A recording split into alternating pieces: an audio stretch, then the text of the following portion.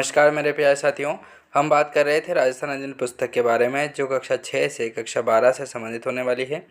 आगामी प्रतियोगी परीक्षाएं जो आपके 2024, 25 और 26 होने वाली है उनके लिए ये प्रश्न जो है वो रामबाण साबित होने वाले हैं, क्योंकि एनसीईआरटी और आरबीएसई की प्रमाणिक पुस्तक जो होती है वो यही पुस्तक होती है और यहीं से जो प्रश्न है वो घुमा फिरा के आपको प्रतियोगी परीक्षाओं के एग्ज़ाम में पूछे जाते हैं दोस्तों। ठीक है, तो चलिए सेशन को शुरू करते हैं। आज हम बात करेंगे कक्षा 9 की पुस्तक के बारे में जो राजस्थान का स्वतंत्रता आंदोलन और शौर्य परंपराओं से संबंधित है। माध्यमिक शिक्षा बोर्ड की पुस्तक होने वाली है दोस्तों।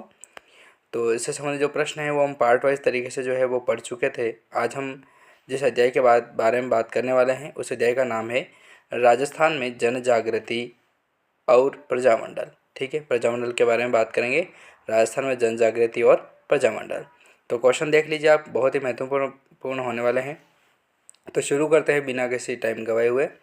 पहला प्रश्न आता है कि भारतीय राष्ट्रीय कांग्रेस की स्थापना कब हुई थी। भारतीय राष्ट्रीय कांग्रेस जो है उसकी स्थापना कब की गई थी? तो 28 दिसंबर 1885। ठीक है, 1900 नहीं, 1885। 28 दिसंबर 1885 को बॉम्बे के गोकुलदास तेजपाल संस्कृत महाविद्यालय में जो है वो कांग्रेस की स्थापना की गई थी। राजस्थान सेवा संघ की स्थापना कहाँ पर की गई थी? ठीक है, राजस्थान सेवा संघ जो है उसकी स्थापना कहाँ पर होती है? तो वर्धा में होती है 1919 में। विजय सिंह पथिक के द्वारा जो है वो इसकी स्थापना की जाती है दोस्तों, वर्धा में 1919 में। असहयोग आंदोलन के दौरान किसने अपनी राय बहादुर की उपाधि लौटा दी थी?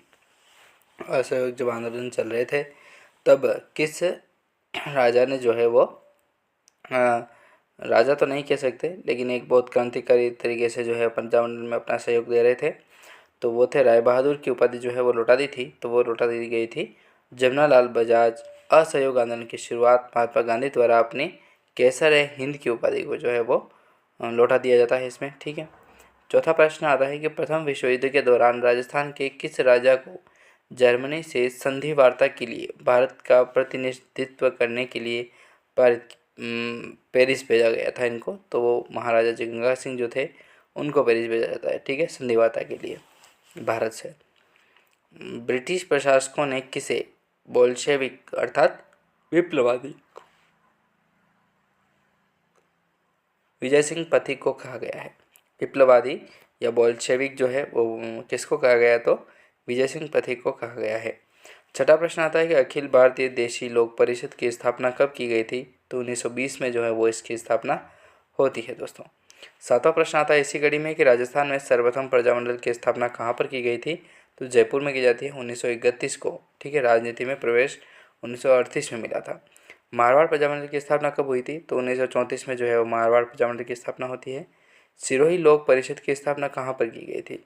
तो बम्बई में 1933 में जो है वो सिरोही लोक परिषद की जो है वो स्थापना की जाती है दोस्तों। ठीक है, तो इसी तरीके से हम बात करेंगे राजस्थान प्रजामंडल आंदोलन के बारे में बात करेंगे। ठीक है, कौन कौन से प्रजामंडल थे, उनके मेन सहयोगकर्ता कौन कौन थे, किसके द्वारा चलाया गया था, क्या क्या अहम भूमिका रही थी।